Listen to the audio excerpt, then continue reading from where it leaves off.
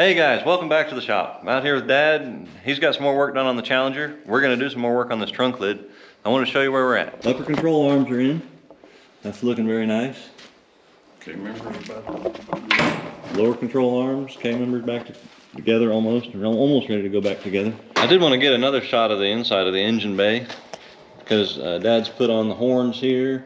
The adjusters for the upper control arm are in it. From this side you can see that. Bracket for the AC dryers on. Heater control valve. Really neat original heater control valve that he's tested. Works like a brand new one, so we're going to give it a go.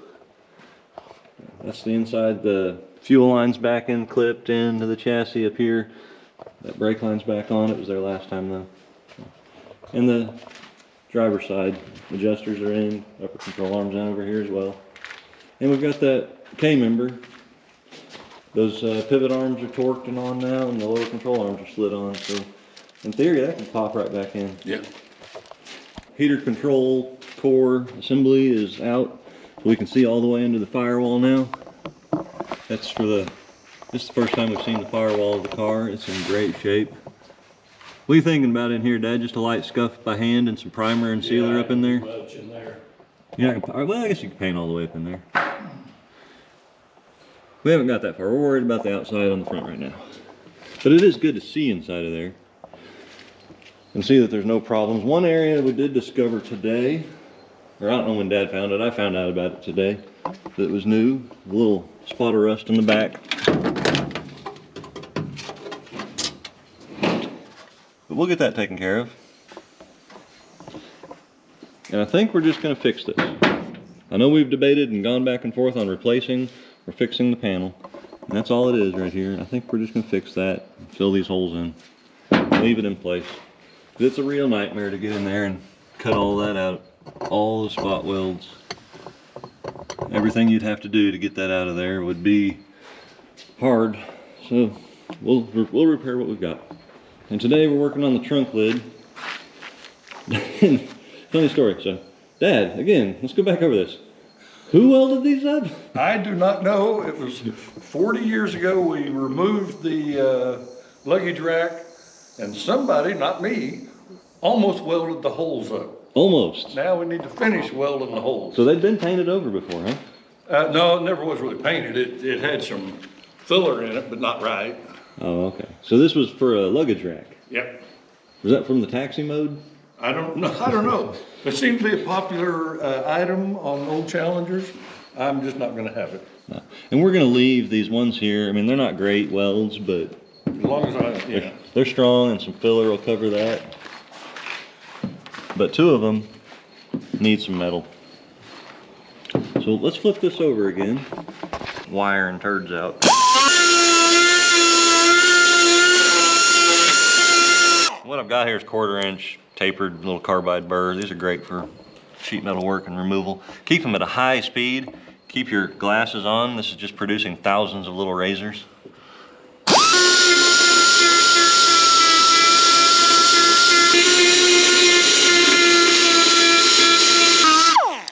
Okay, that's cleaned up pretty good. The other one over here we're not going to worry about right now. We're not welding on that other side yet, and I can't get to the back side of this other, so. Right. Well, you got a little dent there. I didn't even see a little dent, Dad. Yeah, I'll take care of that. That's what I'm wanting to work on is the body work, and I needed this first. Yeah, I hear you. Okay, so I've got my copper backer in there. I'm just gonna flick around this.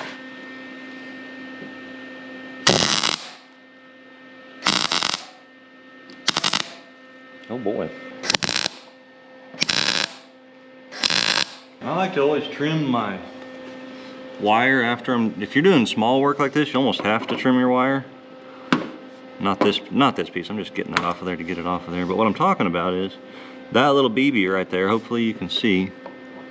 As the weld cools down, it will, most of the time, a lot of the time, create a little ball at the end of your wire. And that creates a hard start. It'll actually jump a little and maybe not puddle up as fast.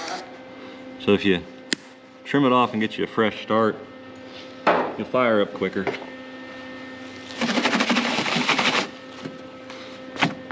I got one little hole there still to hit.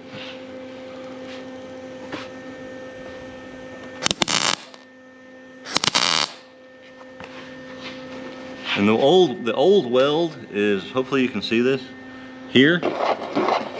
This is original sheet metal, so I'm going to start trying to build on that thicker area. Don't try to start on the thin area or on the rusty edge when you're doing sheet metal repairs. Try to start on something substantial, even if you have to create it and then come back.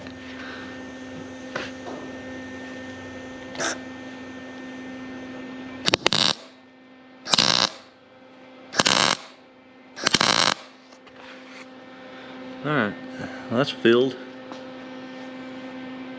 You want to grind some? When you're doing die grinder work, try to keep as flat as you can. If you put it, you may think, oh, I'm throwing a lot more sparks off and I'm removing a lot more metal because I'm using the edge of the disc, but you're gonna really risk putting gouges and divots and unflat spots on your flat area here. So keep that as flat as you can and just work back and forth. Again, high RPMs are your friend.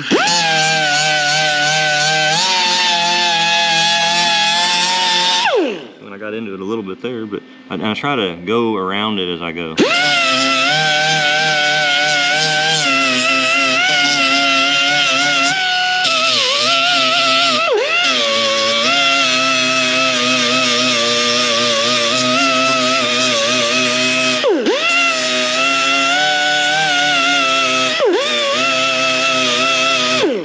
It's amazing how that takes that off so well.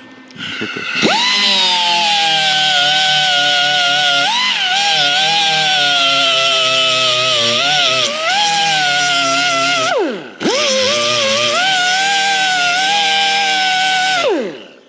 And I like to go back over when I've done any grinder work with one of these kind of sandpapery pads.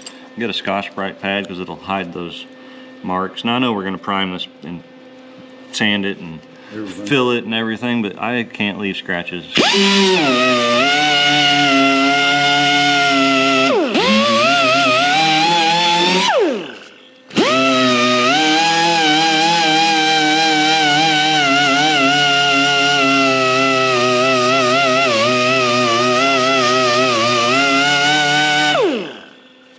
Ooh, she's warm. A little warm, huh? Yep. Dad and I were just talking about heating panels, and you do need to feel of it and make sure that you're not getting the panel hot enough to warp it. But if you can touch it, it's not hot enough to warp it. Yeah, I like that. This is going to give me 5 panels to get primed now. Yeah, and it's still ugly, but there's no holes there. So. Yeah, no, we can take care of that. Cool. Thanks. Well, maybe, Dad, if you can remember in the future sometime, who did the original sheet metal work, we can get filled in on that. Maybe somebody will remember from back in the day. I remember welding that car. Are you sure you weren't 6 years old and doing it? I wouldn't remember. But thanks for tuning in, everybody.